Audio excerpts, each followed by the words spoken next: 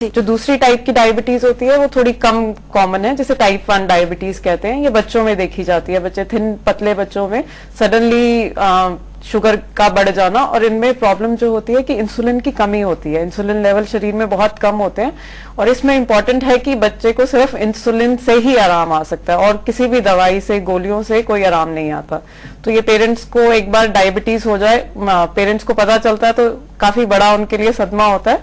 पर उनको चाहिए कि ये समझ लें कि इंसुलिन के बिना बच्चे का सर्वाइवल नहीं है। अक्सर पेरेंट्स दवाई छोड़ के इधर उधर के कामों में ज्यादा पड़ जाते हैं, जो बच्चे के लिए डेंजरस हो सकता है। जी जी, हमारे साथ कुछ कॉलर जुड़े हुए, देखते हैं उनका सवाल क्या है। हेलो हेलो, मैं जम्मू से प्रमोद बोल रहा हूँ। जी प्रमोद जी, आप अपना सवाल पूछिए। मेरा सवाल यह है कि मैंने सुना है कि सैर करना डायबिटीज के मरीजों के लिए लाभदायक होता है, लेकिन मैंने देखा है कि बहुत से लोग ऐसे हैं। मेरा सवाल यह है। जी जी प्रमोद जी, आप अपने टीवी के वॉल्यूम को कम कर दीजिए, आप सवाल पूछिए। जिन्हें कई सालों तक सुबह शाम। जी प्रमोद जी, आप अपने सवाल पूछिए। मेरा सवाल यह है कि मैंने सुना है कि सैर करना डायबिटीज के मरीजों के लिए काफी लाभदायक होता है, लेकिन बहुत से लोग मैंने ऐसे भी देखे हैं जिन्हें कई सालों तक सुबह शाम सैर करने के बाद भी शुगर की बीमारी होती है। ऐसा क्यों है? ऐसे देखिए कि शुगर का कारण जो मैंने पहले भी बताया जेनेटिक रहता है। जैसे अगर एक पेरेंट को डायबिटीज है तो उसको 30% चांस है, और दोनों पेरेंट्स को है तो 70% चांस रहता है डायबिटीज होने का। इसका कोई प्रिवेंशन नहीं होता, पर जैसे कि कुछ अगर हम वेट मेंटेन करें, एक्सरसाइज है, तो ये डिले जरूर हो जाता है। तो ये ऐसे नहीं है कि अगर किसी को डायबिटीज होने का रिस्क है तो उसकी डायबिटीज बिल्कुल ही नहीं होगी अगर उसका हेल्दी लाइफस्टाइल है, पर वो शायद डिले हो जाता है। तो एक्सरसाइज से प्रिवेंशन नहीं है, बट वो शायद डिले 10 साल डिले हो जाए तो वो भी काफी फायदेमंद है। और एक बार शुगर हो जाए उसके लिए भी एक्सरसाइज बहुत ही जरूरी है, क्योंकि एक्सरसाइज से एक तो शुगर लेवल कम होते हैं, बाकी ब्लड प्रेशर ठीक हो जाता है, कोलेस्ट्रॉल लेवल ठीक रहते हैं और आपकी शुगर काफी मेंटेन होती है। जी प्रमोद जी को आपका कॉल करने के लिए धन्यवाद। डॉक्टर, एक और कॉलर है, देखते हैं उनका सवाल क्या है। हेलो हेलो, हाँ जी, आप अपना नाम बताइए और आप कहाँ से बोल रहे हैं? बलबीर सिंह बोल रहा हूँ जी, मियानी से। जी जी, हाँ आप अपने सवाल पूछिए। हाँ जी। हेलो बलबीर जी, आप अपने टीवी के वॉल्यूम को कम करके सवाल पूछिए। वॉल्यूम कम करो। बलबीर सिंह बोल रहा हूँ मियानी से। बलबीर जी, आप अपने सवाल पूछिए। मैडम ऐसे है भी मेरे को शुगर है 7-8 साल से। बलबीर जी, आपके टीवी की वॉल्यूम अब भी कम नहीं हुई है, उसे कम करके अपने सवाल पूछिए। मैडम मेरे को 6-7 साल से मेरे को शुगर है और मैं दवाई ले रहा हूँ रेगुलरली। हाँ जी। और मतलब भी आप बोल रहे थे भी इससे बाहर। जी जी बलबीर जी बोलिए। इससे बाहर कम होता है, मतलब मेरा तो बाहर एक्चुअली बढ़ रहा है। मतलब देखो, ऐसे डायबिटीज की दवाइयों से भार तो कम नहीं होता। ज्यादातर दवाइयां हैं जिनसे भार बढ़ता ही है। एक तो है कि जब आपकी डायबिटीज अनकंट्रोल्ड होती है तो वजन कम होने लग जाता है, और जब वो कंट्रोल होती है तो वेट बढ़ता है। और दूसरा है कि डायबिटीज की ज्यादातर दवाइयां, एक तो जैसे इंसुलिन ग्रुप है और कुछ दवाइयां जो इंसुलिन रिलीज करती हैं, यूजुअली वेट बढ़ता है। कुछ दवाइयां जैसे कि ग्लाइकोमेट, पहले एक कॉलर ने कहा था, उनसे वेट यहाँ कम होता है या मेंटेन रहता है। तो एज सच डायबिटीज की दवाइयों से ये धारणा निकाल दीजिए कि वेट कम होगा, उसके लिए आपको खुद ही प्रयास करना पड़ेगा। और जैसे जैसे वेट बढ़ता है वैसे वैसे ही डोज बढ़ने के चांस और बढ़ जाते हैं। तो वेट मेंटेन करना डायबिटिक्स के लिए बहुत ज्यादा जरूरी है। जी बलबीर जी, आपका कॉल करने के लिए धन्यवाद। डॉक्टर, एक और कॉलर है, देखते हैं उनका सवाल क्या है। हेलो हेलो, हाँ जी, आप अपना नाम बताइए और आप कहाँ से बोल रहे हैं? मैम गुड इवनिंग, मैं अमित बोल रहा हूँ गुड़गांव से। Very good evening Amit ji, आप अपना मैम सवाल। अभी टीवी ऑन किया है, डायबिटीज के बारे में पूछना था कि ये मेरा बेटा 5 साल का है, वो मीठा बहुत ज्यादा खाता है। मैंने सुना है बच्चों की डायबिटीज के बारे में, इसका कैसे पता लगेगा और उसका किस चीज का ख्याल रखें?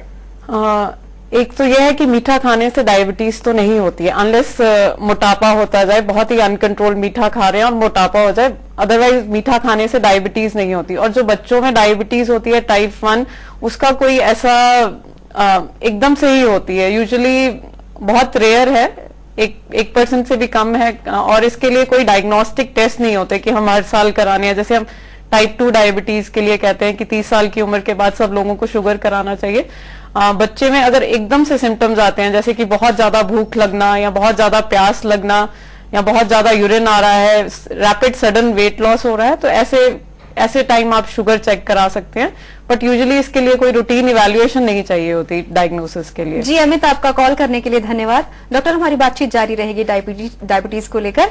फिलहाल वक्त हुआ एक और छोटे से ब्रेक का। ब्रेक के बाद ही मैक्स हॉस्पिटल मोहाली से एंडोक्रिनोलॉजी डिपार्टमेंट की कंसल्टेंट डॉक्टर एमी ग्रेवाल हमारे और आपके सवालों के जवाब देंगे। लेकिन आप हमें फोन करना ना भूलें, क्योंकि हमें इंतजार है आपके कॉल्स का।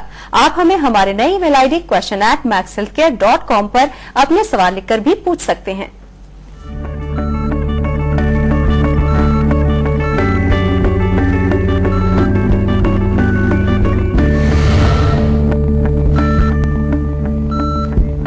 हेल्थलाइन में ब्रेक के बाद एक बार फिर से आप सभी का स्वागत है। डायबिटीज के बारे में हमारी बातचीत जारी है। क्या आपका भी इससे जुड़ा कोई सवाल है? अगर हाँ, तो तुरंत फोन करें हमारे टीवी स्क्रीन पर फ्लैश किए जा रहे नंबरों पर। अगर डॉक्टर से सवाल पूछने के दौरान आपको फोन लाइन व्यस्त मिले हो, तो आप हमें हमारे नई ईमेल आईडी question@maxhealthcare.com पर अपने सवाल लिखकर पूछ सकते हैं। डॉक्टर एमी, हमारे साथ कुछ कॉलर जुड़े हुए हैं, देखते हैं उनकी समस्या क्या है। हेलो हेलो, हाँ जी, आप अपना नाम बताइए और आप कहाँ से बोल रहे हैं? हेलो, फरीदाबाद से। जी जी, आप अपना सवाल पूछिए। हाँ, डॉक्टर साहब से मालूम करना था, डायबिटीज 2 से। हाँ जी, तो मैं मेटाफोर्ट जी ले रहा हूँ डॉक्टर साहब। हाँ जी, मेटाफोर्ट जी 853। ओके। तो ये टैबलेट ठीक है? आपकी शुगर ठीक चल रही है? हाँ, शुगर थोड़ा अप डाउन हो जाती है, लेकिन मोस्टली ठीक चलती है ये। हाँ जी, अगर शुगर ठीक चल रही है, टैबलेट तो ये ठीक ही है। अप डाउन होने का मतलब है कि आपकी डाइट में इनकंसिस्टेंसीज हैं, तो आप डाइट को स्टेबल कीजिए और अपना वॉक वगैरह भी रोजाना रखिए, तो शुगर फ्लक्चुएट नहीं करनी चाहिए मेडिकेशन। इसकी जगह दूसरा कोई मेडिसिन आप बताएंगे डॉक्टर? नहीं, वो अगर शुगर ठीक चल रही है तो पूरा देख के कि शुगर कैसा चल रहा है, आपका एवरेज शुगर कैसा है उस हिसाब से, और पेशेंट का वेट कैसा है, और आगे 1 बार देना है मेटफॉर्मिन 2 बार देना, उस हिसाब से होता है। अगर आपकी शुगर ठीक ठाक ही चल रही है, आपके एवरेज शुगर ठीक चल रहे हैं, तो दवाई चेंज करने की जरूरत नहीं है। अदरवाइज अगर वो नहीं है तो आप एक बार पेशेंट का पूरा लाइफस्टाइल और न्यूट्रिशन कैसा चल रहा है उसको डिस्कस करके मेडिकेशंस चेंज की जाती है। जी भगत जी, आपका कॉल करने के लिए धन्यवाद। डॉक्टर, एक और कॉलर है, देखते हैं उनका सवाल क्या है। हेलो हेलो, हाँ जी, आप अपना नाम बताइए और आप कहाँ से बोल रहे हैं? मैं वीरेंद्र सिंह पटियाला से बोल रहा हूँ। जी वीरेंद्र जी, आप अपने सवाल पूछिए।